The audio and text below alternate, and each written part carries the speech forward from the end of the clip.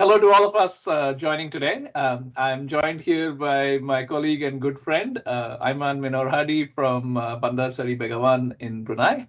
Aiman is the founder and CEO of Grominda Sdn Bhd, an amazing startup in this Southeast Asian country. And without further ado, I'll ask Aiman to tell us a little more about Grominda and how that was founded and what was the motivation behind that, Aiman. Yeah. Hi guys, and thanks Ashu for having me. Um, yeah, and yeah. We first started. We're just a small consulting company based in Brunei. So Brunei is part of or is one of the Southeast Asian country. Um, and we're yeah. So basically, we started off. I personally started off with my co-founder when we were still a student. That was back in 2016. So, and I guess when we first started, we wanted to solve a problem. The problem was basically how do we help our friends and close ones to be more employable?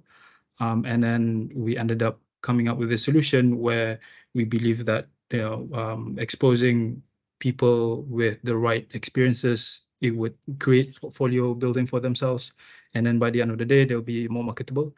Yeah, and so that's the easy part. The hard part was that we had to also understand how to make money.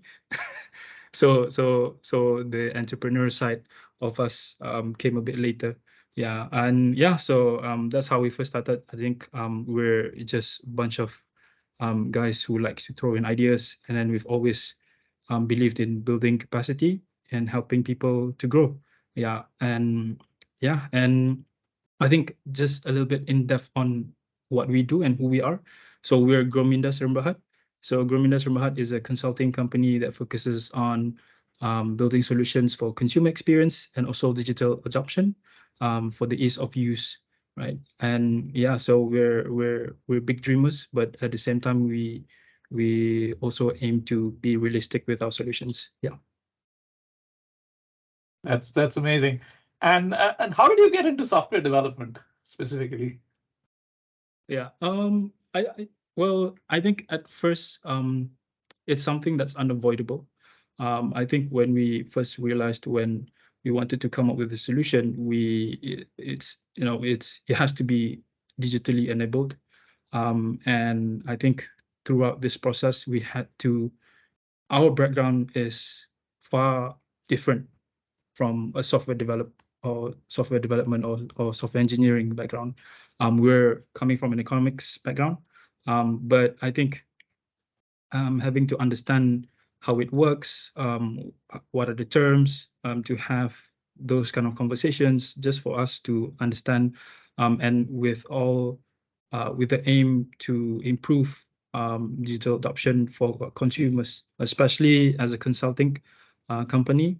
Our focus is more towards people, and for them to make it easier for them to be adopted in anything that's digital.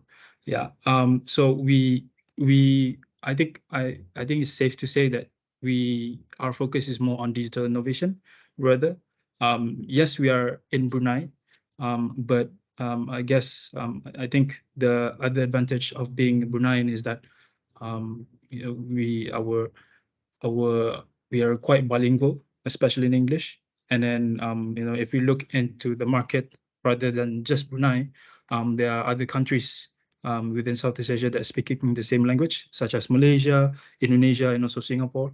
So we do have uh, a big, I wouldn't say not big, we do have a very friendly network around the region that shares the same value. So yeah, we've always gone out and tried to improve ourselves and also try to understand a bit more and how we can work closely in providing the right solutions that is reliable, viable, and visible, yeah, for our consumers.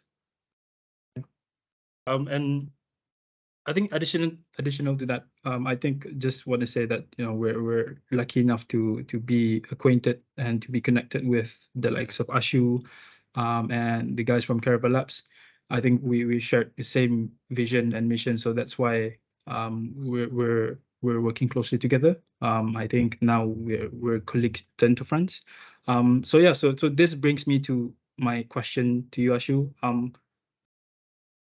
There's Southeast Asia seems to be a priority for Caravel Labs. Why is that? Yeah. That's a great question, Aiman. And actually, that probably, I might have to start a little earlier than just answering that question before I get there. So, when my four friends and we decided to leave Microsoft and, go on this crazy journey called Caravel Labs. The primary motivation behind that was our realization that while we were doing amazing work, life-changing work, really improving the world through our profession, it needed to be a lot more intentional about where the needs were most, right? And that's why we focused on sustainability. We happen to live in a time when, we have the most amazing innovation, technological innovation ever imagined. At the same time, we also have the greatest existential threats to humanity. So, Yeah. and if one looks at that, the climate crisis is probably is a great example of the biggest threat that we are facing at the moment. And by all indications, that battle, if you will be won or lost in Asia. I was attending a session yesterday. By the way, that was not my quote. That was actually from the US ambassador to the Asian Development Bank. I was listening to her yesterday, and I thought it was very profound about the battle for climate crisis being won or lost in Asia. Half the world's population is in Asia. And I'm talking about broadly about Asia, which is massive, right? And even there, there's a lot of variations, but Asia is 4 times more likely to be adversely affected by climate change or climate crisis related natural disasters than Africa, 25 times more likely than Europe. And we're not even talking about Southeast Asia, which is probably even more affected by that. So that was kind of why we believe that if our mission, the whole point about leaving the corporate world and building a company, were meaningful, then we have to focus on Southeast Asia. And the other thing, of course, is the fact that we had a lot of great experience working in Southeast Asian countries. As you know, the last time I was in Brunei, that was my third trip. One of our co-founders, Adam, had is practically a local. He had spent several months over there, and in other parts of Southeast Asia too. We had done a lot of work, and one of the things that we had learned along the way was that Southeast Asia has a lot of innovation. It is just not as it is very resilient. Just going around Brunei, for example, one can see that it is very resilient. It is very unique. But it is subtle and not it is not projected as much. So it is a very understated part of the world where there is a lot of potential. So yes, there's need, there's potential, and that's why Southeast Asia, when we set up the company, we have always stayed focused on Southeast Asia. We just couldn't work as much in the first couple of years because of the pandemic. But yeah, Southeast Asia is very special to us. And I don't think there's much more evidence of what I'm saying. This is just not something that we believe in. The truth lies everywhere. I mean, the AITI Tech Immersion program that you and I and our two other companies had the chance of working together was amazing. Just complete strangers getting together in 5 weeks and producing working software that is impresses the clients. That is just another proof of that. And anyway, I did mention the AITI Tech Immersion program, and I have a view from 10,000 miles away. But I would really like for you to tell our audience about that program and why is it different from anything else that you have seen in Southeast Asia. Yeah. Okay. Great. Awesome. So I think a little bit of a backstory about who ATI is. So ATI was basically our client. So ATI is the authority for info communication and technology industry for Brunei. So yeah, we were lucky enough to be working on that project together with you guys. So the idea of Tech Immersion Program was basically to build a tech workforce in a high income country.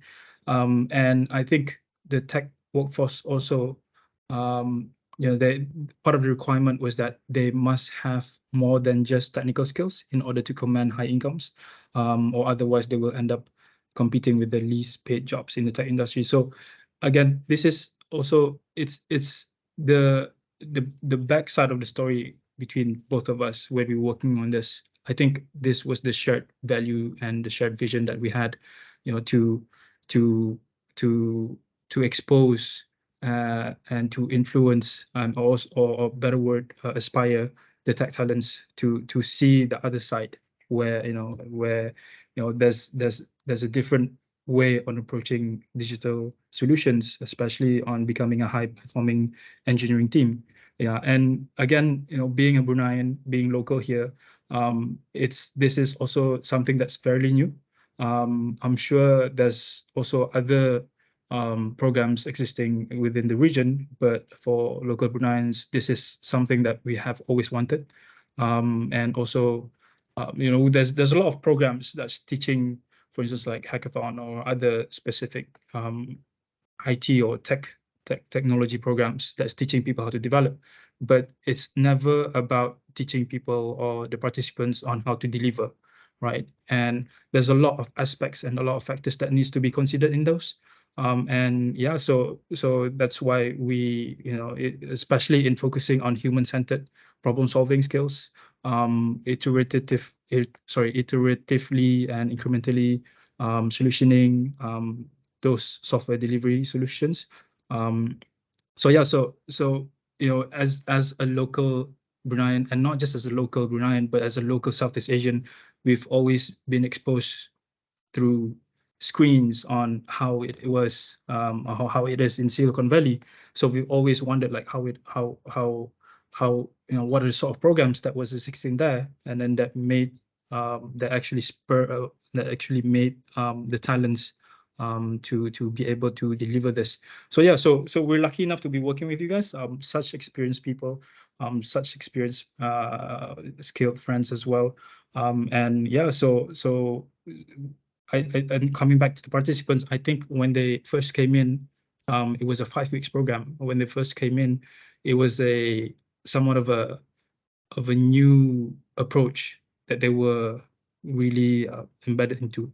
I think what they knew of, in terms of agile, Scrum, or even human-centered approach is only by reading or by what they're seeing on online videos online. Yeah, but for them to be in a setting where they could actually experience that was remarkable. And then having not just the participants but also the client, which was the problem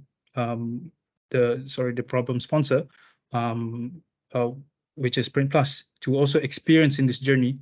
It was also a different set of exposure for them as well. So so participants learn to work with users, and users see the problem solved according to their ideas. So it lets us see what our business sponsor had to say at the end of program. Yeah. Assalamualaikum. My name is Nokatijah binti Haji Bakar. I am production and quality control in the Print Plus Sdn Bhd. At the moment, our production data is written by hand and entered manually into the Excel, where human error may occur and can cause our data to be incorrect. So we were looking for a simple software solution for our production, and that will allow the operator to simply press the button and to generate the data automatically when the operator start the job and stop when it's done. The team come up with a simple foundation and believe it could solve our problems. The result I would like to see from this is able to produce a clean data for analysis from the machine and user-friendly for operator to use it. I enjoy working with the teams even though it takes time for them to understand our process and problem. In the past 5 weeks, I can see their hardworking and potential also, and I'm looking forward working with the teams. Okay, my name is Muhammad Rida. I am the General Manager at Print Plus Sdn Bhd, a commercial printer located in Brunei, Darussalam. Okay, the problem statement. Our primary challenge at Print Plus actually is obtaining production data that is accurate and with high integrity, so clean data at the right time, which has not been tampered with. So currently the data is handwritten or input manually into Excel spreadsheets. So prone to human error and all that. So in essence, what we are looking for is a hardware and software solution which allows the operator to simply press play to start the production process, pause when there's a downtime, and stop when they are done. This automation, I feel, will provide the basis for a much better analytics and even some automation in when we do the estimating for jobs for the customers, so quotations can be generated faster. The solution that was presented by the team, was the problem solved, and what kind of business outcomes am I seeing as a result of the solution? Well, the team came up with the foundations of what essentially is a manufacturing execution system, an MES, that could potentially track and monitor production processes in real time. Did it solve the problem? Well, it was. I think it's a prototype. So they came up with a prototype of a larger solution which potentially could solve our problem. In terms of the business outcomes, again, since this is just a prototype, we are yet to see the business outcome. But potentially this MES system can be integrated with our existing ERP, which we are running, called PrintLogic, and they be once integrated, and you'll be able to track the performance of equipment and operators, monitor our production yields, and collect data on quality control measures. And to add to that, I think MES systems in general can help automate the process of estimating the time required for each of the processes within the printing within the production flow. Therefore, when we are able to get all the historical data, then we will be able to do analytics and be able to better predict the time taken or time required for each of these processes. And it all obviously will help to optimize our production schedules and improve overall efficiency. How did I feel working with Caravel Labs, and do I see Caravel Labs as a trusted partner? Well, I was quite happy working with Caravel Labs. The team, the good thing about it was the team took the time to understand the problem statement and the bigger picture, essentially. And then it was a five-week program. So within the 5 sprints, the fact that the participants were able to come up with such a viable prototype, I think, is testament to the team at Caravel's expertise and their guidance. So again, very happy with how it turned out, and looking forward to working with Caravel again. Caravel and AITI, of course, again. Thank you. Awesome. So they're very happy. They're very satisfied with that. And yeah, so yeah, and I'm glad we can bring this to our customers in Brunei as well as Indonesia and Malaysia through our partnership with Caravel Labs. Probably let me ask you this though. How did you come up with the idea of this format? Yeah. Great question, Aiman. So actually, we discovered, I think, through our own experience. It's more than 3 decades now, but when I first graduated from college, bright-eyed, bushy-tailed computer science graduate out there to change the world through coding, I was thrown into a steel plant with another developer, also with zero experience, the two of us, and we ended up actually solving a metallurgical problem using code.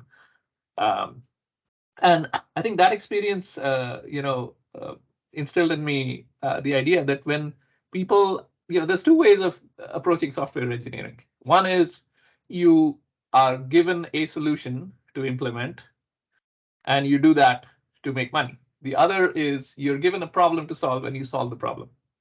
What we have found is that the second one, of course, we know is the one that one must pursue. That is the kind of the high value work in the software engineering industry. And that best happens when somebody is actually exposed to that kind of an environment. When there's nobody to actually handhold them and show them how. Well, showing them, yes, but not necessarily doing it for them. Like, that is where the learning is most effective. The trick, of course, is how do you do that in a safe environment? I mean, in the steel plant that we were, like, if I had coded a bug, it would have caused an explosion. So that would have physical safety issues, right? So how do you do it safely? That has always been a challenge. And this is something that we tried to very early on, even before Caravel Labs, when I was still in Microsoft. We had started doing these project simulations with fresh college graduates, kind of trying to simulate that environment that I had experienced back in '92.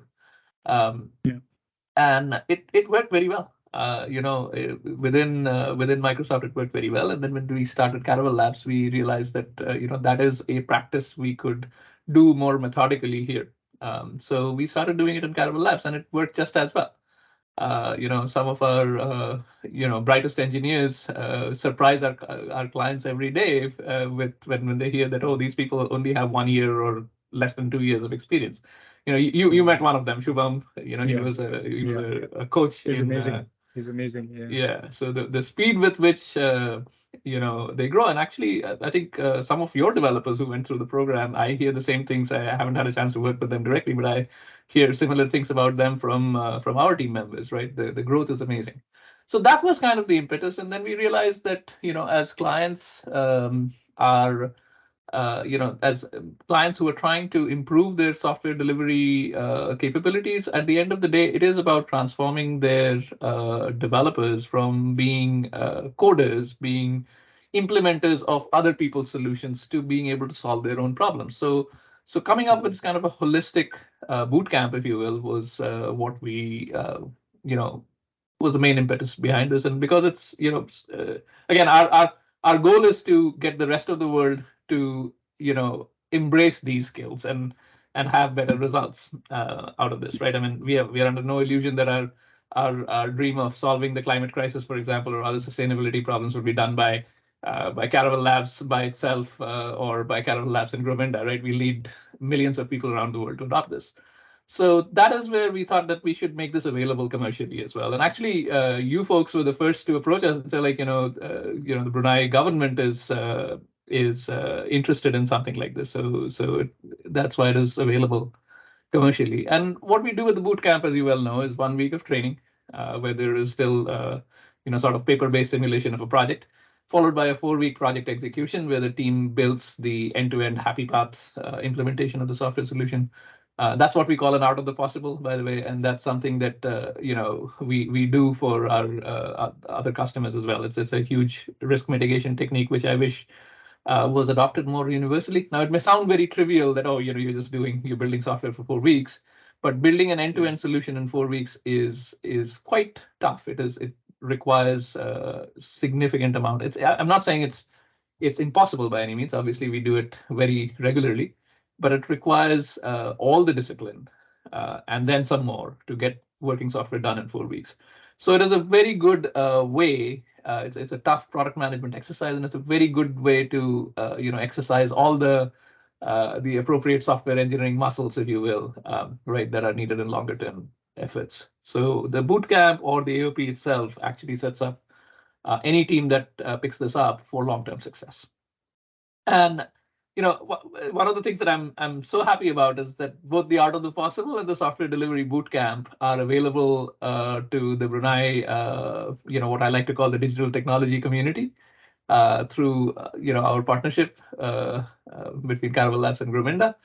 And so, I mean, yes, I have my own viewpoints about its applicability, of course, but I wanted to our audience to hear about what kind of entities you think, in Brunei and in the rest of the ASEAN countries, in your opinion, what are some of the organizations that might benefit from these? Yeah, thanks, Ashu. I think is as what we have been discussing earlier on. I think building um, it, a challenging software or complex software, if you will, is something that we lack of guidance, right? And having Art of the Possible and also Software Delivery Bootcamp is it could benefit a lot more than just individuals, but also an organization themselves. So we have a lot of opportunities or even areas of improvement, especially in the digital adoption, especially in identifying what users actually want, because at the end of the day, it's working with people, right? So any organizations or any corporates or even community who would wish to develop something that is reliable, that could be a reliable source for the users, definitely should go for either Out of the Possible or even participate in the Software Delivery Bootcamp. So it is, we're opening it up now for anyone who wish to find out a bit more on how the process is and how the framework or how it works, the sort of principles, the sort of mindsets that it is also attached. So we're opening up to both private and public sectors, as well as as brief as also the startups. Yeah. And I think we have also existing what's it called, foundation here that already sparked some interest for the software developers here locally in Brunei, such as coding.bn. Also, one of the programs, it's a 6 months program under IATI. So this is to teach developers on specific programming languages, right? Trending programming languages, and also there are local hackathons, right? That promotes digital innovation, that promotes technopreneurship, if you will. So and this also opens up to graduates. But what's next, right? So the question for us is always about what's next. Where do they go after that? So learning how to deliver, definitely, software delivery bootcamp is here. So and I think from the video that we just shared by Rita, so hopefully that would be a good testimonial, if you will. Yeah, and also if you thinking of finding out what is Art of the Possible, be sure to stay tuned and always have some conversations with us. Yeah. Yeah, if I might add to that a couple of things about the Art of the Possible and the Software Delivery Bootcamp. Please. What absolutely amazed me about my last visit to Brunei, thanks for hosting us there, is how thriving the startup economy is over there. It is also very compact. It is in a cluster, so it is all there, right? It's a Silicon Valley in a microcosm, if one might use that term. And as we know, as you and I know very well, as startup founders ourselves, the risks. So on the one hand, we're supposed to take a lot of risks, but the risk has to be taken in a way that we don't get wiped out in the process, right?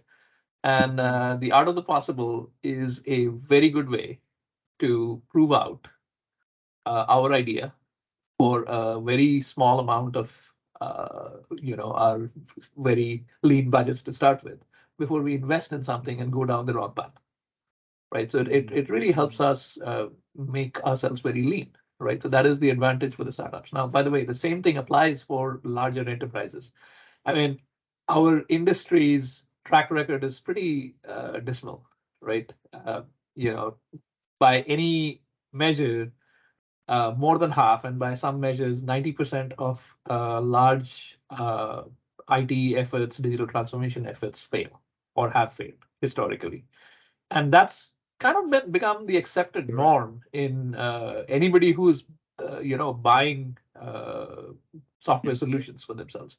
And that's terrible. I mean, that is like that's like saying we'll build out of 10 skyscrapers that we build, 9 will collapse, right? And after out of 10 open heart surgeries that we do, only 1 will survive, right? I mean, that is not an acceptable range. And this is a very easy, lightweight, inexpensive way of reducing that risk. So this is something that we can actually, make use of. And it's not trivial, as I keep saying. This is not, it's a great idea. It took us several years to actually master. And I'm sure everybody can master, but it has to be, the first ones have to be delivered under some, with participants who have actually done this before, just to be safe and have the right results. So as long as we do that, I mean, this is it has tremendous positive impact to both startups and to established organizations in terms of project success.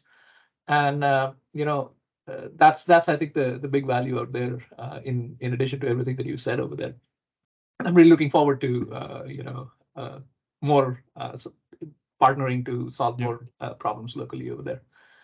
So yeah, and it's as also like the coding.bn and hackathon, they're producing some amazing folks. We've had a chance to meet some of your they were not graduates at the time because it was still the coding.bn hackathon was still on, but very, very promising people.